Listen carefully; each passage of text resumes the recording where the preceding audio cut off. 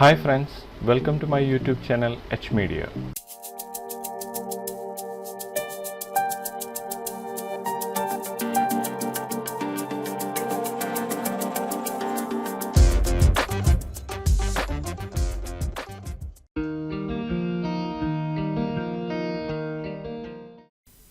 ഈ വീഡിയോയിൽ corona render 14ലെ പ്രൊസീജിയറൽ ഫാബ്രിക് മെറ്റീരിയലിനെ കുറിച്ചാണ് പറയാൻ പോകുന്നത്. ഇനി ഇന്റീരിയർ സീനുകളിൽ റിയലിസ്റ്റിക് ലുക്കോട് കൂടിയ ഫാബ്രിക്സ് ക്രിയേറ്റ് ചെയ്യുന്നതിനായി ടെക്സ്റ്റൈൽസ് അന്വേഷിച്ച് നടക്കേണ്ട ആവശ്യമില്ല. എല്ലാം പാരാമീറ്ററിലൂടെ നമുക്ക് കൺട്രോൾ ചെയ്യാവുന്നതാണ്. ഫർണിച്ചേഴ്സ്, കർട്ടൻസ്, കുഷ്യൻസ് അങ്ങനെ എല്ലാത്തിലേക്കും റിയലിസ്റ്റിക് ആയ ഫാബ്രിക് ലുക്ക് നമുക്ക് കൊണ്ടുവരാവുന്നതാണ്. കൊറോണ റെൻഡർ 14ലെ പ്രൊസീജിയറൽ ഫാബ്രിക് മെറ്റീരിയൽ എങ്ങനെ യൂസ് ചെയ്യാം, ഇത് യൂസ് ചെയ്ത് റിയലിസ്റ്റിക് ആയ ഫാബ്രിക്സിനെ എങ്ങനെ ക്രിയേറ്റ് ചെയ്യാമെന്നെല്ലാം ഈ വീഡിയോയിലൂടെ നമുക്ക് ചെക്ക് ചെയ്യാം. വീഡിയോ സ്റ്റാർട്ട് ചെയ്യുന്നതിന് മുൻപേ ആദ്യമായിട്ടാണ് ഈ വീഡിയോ കാണുന്നതെങ്കിൽ സബ്സ്ക്രൈബ് ചെയ്യാനും തുടർന്ന് നമ്മുടെ ചാനലിൽ ആഡ് ചെയ്യുന്ന വീഡിയോസിന്റെ നോട്ടിഫിക്കേഷൻ ലഭിക്കുന്നതിനായി സബ്സ്ക്രൈബ് ചെയ്ത ശേഷം തൊട്ടടുത്ത ബെല്ലൈക്കൻ എനേബിൾ ചെയ്യാനും മറക്കരുത്.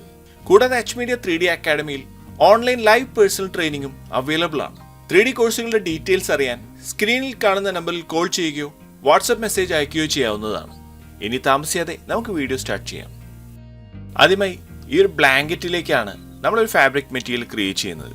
മെറ്റീരിയൽസിൽ കൊറോണ സെക്ഷനിൽ നിന്നും കൊറോണ ഫാബ്രിക് മെറ്റീരിയൽ ക്ലിക്ക് ചെയ്ത് ആക്സസ് ചെയ്യാവുന്നതാണ്. നമ്മൾ ഈ ഒരു മെറ്റീരിയൽ ഇവിടെ ആക്സസ് ചെയ്തിരിക്കുകയാണ്. ഇതൊരു പ്രൊസീജിയർ ഫാബ്രിക് മെറ്റീരിയൽ ആണ്. നമുക്ക് ടെക്സ്റ്റൈൽസ് യൂസ് ചെയ്യാതെ എല്ലാം ഈ പാരാമീറ്റേഴ്സിലൂടെ നമുക്ക് കൺട്രോൾ ചെയ്യാവുന്നതാണ്. ഇവിടെ പ്രിസെറ്റ്സ് എന്ന ഈ സെക്ഷനിൽ ഒരുപാട് ഫാബ്രിക് ടൈപ്പ് പ്രിസെറ്റുകൾ കാണാവുന്നതാണ്. ഞാൻ ഇതിലാദ്യം കോട്ടൺ ഹെറിംഗ് ബോൺ എന്ന ഈ ഒരു ഫാബ്രിക് ടൈപ്പാണ് സെലക്ട് ചെയ്യുന്നത്. ഇനി നമ്മൾ സെലക്ട് ചെയ്ത് വെച്ചിട്ടുള്ള ഈ ഒരു ബ്ലാങ്കറ്റിലേക്ക് ഞാൻ ഈ ഒരു മെറ്റീരിയൽ അസൈൻ ചെയ്യുകയാണ്. നമുക്ക് ഈ ഒരു ഇന്ററാക്റ്റീവ് റെൻഡറിങ്ങിൽ ഇതിന്റെ റിസൾട്ട് ഇവിടെ കാണാവുന്നതാണ്. ഇനി ഫാബ്രിക് ജോമെട്രി എന്ന ഈ ഒരു സെക്ഷനിലൂടെ നമുക്ക് ഈ ഒരു ഫാബ്രിക്കിന്റെ പാറ്റേൺ, ഇതിന്റെ ത്രെഡ്സ് അങ്ങനെ എല്ലാം നമുക്ക് ആവശ്യമുള്ള രീതിയിൽ കൺട്രോൾ ചെയ്യാവുന്നതാണ്. ഇവിടെ പാറ്റേൺ ഡീറ്റെയിൽസിൽ വീവ് പാറ്റേൺ ഹെറിംഗ് ബോൺ എന്ന ടൈപ്പാണ് ഇവിടെ സെലക്ട് ആയിട്ടുള്ളത്. നമുക്കിതിൽ ഫ്ലാറ്റ്, പ്ലെയിൻ, സാറ്റിൻ അങ്ങനെ ഡിഫറെൻറ്റ് പാറ്റേണുകൾ ഇതിൽ അവൈലബിൾ ആണ്. ഞാൻ ഈ ഒരു ഹെറിംഗ് ബോൺ ടൈപ്പ് തന്നെയാണ് ഇതിൽ യൂസ് ചെയ്യുന്നത്. ഇവിടെ നമ്മൾ ത്രെഡ്സിനെ ഹൊറിസോണ്ടലായും വെർട്ടിക്കലായും കൺട്രോൾ ചെയ്യുന്നതിനായി വെഫ്റ്റ് റിപ്പീറ്റ്സ്, റാപ്പ് റിപ്പീറ്റ്സ് എന്നിങ്ങനെയുള്ള ഓപ്ഷൻസ് ഇവിടെ അവൈലബിൾ ആണ്.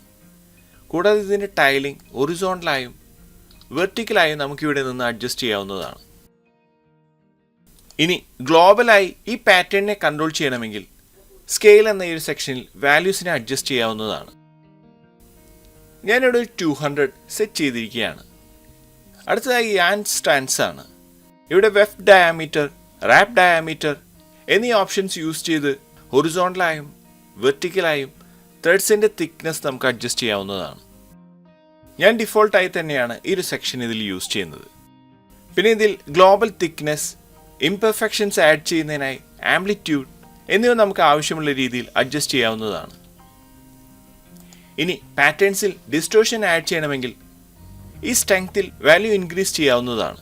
ഇവിടെ ഡിഫോൾട്ടായി 0 ആണ് സെറ്റ് ആയിരിക്കുന്നത്.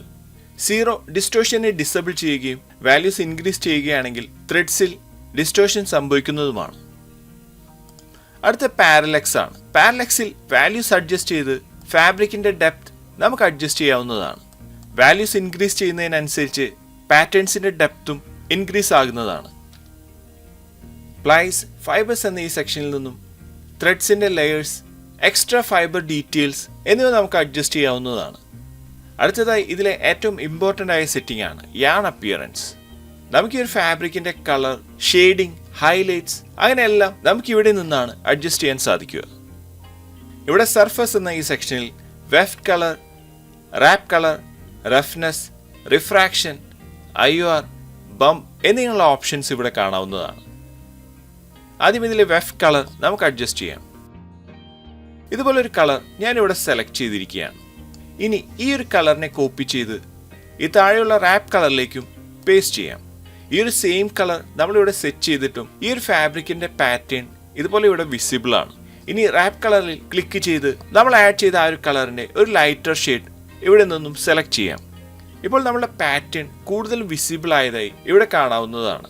ഇനി റഫ്നെസ് എന്ന ഈ സെക്ഷനിൽ വാല്യൂസിനെ റിഡ്യൂസ് ചെയ്യുകയാണെങ്കിൽ ഫാബ്രിക്സിന്റെ ഷൈനിനെസ് നമുക്ക് ഇവിടെ നിന്നും അഡ്ജസ്റ്റ് ചെയ്യാവുന്നതാണ്. കൂടുതൽ മാറ്റ് ലുക്കിലേക്കാണ് നമുക്ക് ഫാബ്രിക് ക്രിയേറ്റ് ചെയ്യേണ്ടതെങ്കിൽ ഇവിടെ വാല്യൂസിനെ ഇൻക്രീസ് ചെയ്യാവുന്നതാണ്. ഇവിടെ റിഫ്രാക്ഷൻ, ബേസ് IR തുടങ്ങിയ ഓപ്ഷനുകളും ഇവിടെ അവൈലബിൾ ആണ്. വോയിൽ ടൈപ്പ് കർട്ടൻസ് ഒക്കെ ക്രിയേറ്റ് ചെയ്യുമ്പോൾ ഫാബ്രിക്കിനെ കൂടുതൽ ട്രാൻസ്ലൂസൻറ്റ് ലുക്കിലേക്ക് കൊണ്ടുവരുന്നതിനായി നമുക്ക് ഈ ഒരു റിഫ്രാക്ഷൻ, ബേസ് IR തുടങ്ങിയ ഓപ്ഷനുകൾ യൂസ് ചെയ്യാവുന്നതാണ്. ഇവിടെ ബംപ് എന്ന ഓപ്ഷനും ഇതിൽ അവൈലബിൾ ആണ്. കൂടുതൽ ഫാബ്രിക്കിനെ റഫ് ലുക്കിലേക്ക് കൊണ്ടുവരുന്നതിനായി ഇതിലൂടെ സാധിക്കുന്നതാണ്. സ്കാറ്ററിംഗ്, ഒപ്പാസിറ്റി, ഷീൻ, ഡിസ്പ്ലേസ്മെൻറ്റ് തുടങ്ങിയ ഓപ്ഷനുകളും ഇതിൽ അവൈലബിൾ ആണ്. ഫാബ്രിക് മെറ്റീരിയൽ ക്രിയേഷനിൽ ഒരു വലിയൊരു അപ്ഗ്രേഡാണ് കൊണ്ടുവന്നിരിക്കുന്നത്. റിയലിസ്റ്റിക് ആയ ഫാബ്രിക് ലുക്ക് ക്രിയേറ്റ് ചെയ്യാനും അതിനെ കംപ്ലീറ്റ് ആയി കൺട്രോൾ ചെയ്യാനും നമുക്ക് ഈ ഒരു പ്രൊസീജിയൽ ഫാബ്രിക് മെറ്റീരിയലിലൂടെ സാധിക്കുന്നതാണ്. ഇത്രയുമാണ് ഈ ഒരു വീഡിയോയിലൂടെ ഷെയർ ചെയ്യുന്നത്. അടുത്ത വീഡിയോയിലൂടെ വീണ്ടും കാണാം. Thanks for watching. അപ്ലോഡ് ചെയ്യുന്ന പുതിയ വീഡിയോകൾ നിങ്ങളിലേക്ക് എത്താനായി സബ്സ്ക്രൈബ് ചെയ്ത് ബെൽ ഐക്കൺ എനേബിൾ ചെയ്യുക.